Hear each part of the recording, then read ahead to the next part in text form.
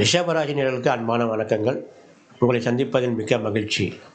வருகின்ற வாரம் 9/2/2026 முதல் 15/2/2026 வரை இந்த ஒரு வாரம் இந்த ரிஷபராசினியர்களுக்கு எப்படி இருக்குங்கிறது பார்க்க போகிறோம்.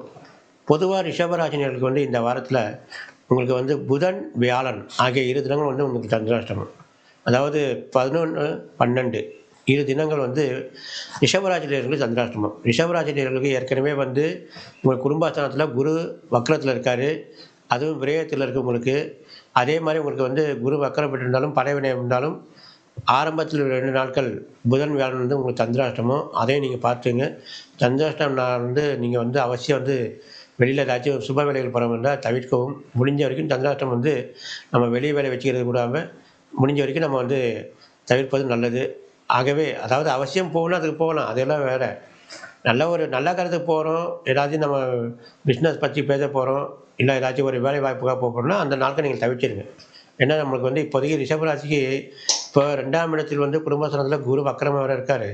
மீண்டும் உங்களுக்கு புதன் வேறு சந்திராஷ்டமம் வேறு. அதை மட்டும் நீங்கள் மனசில் வச்சுக்கிட்டு வாரத்தின் முதல் 2 நாட்கள், அப்புறம் வாரத்தின் பிற்பகுதி ஒரு 3 நாட்கள் உங்களுக்கு சாதகமாக இருக்கும். அதை வச்சு நீங்கள் பயன்படுத்திக்கலாம்.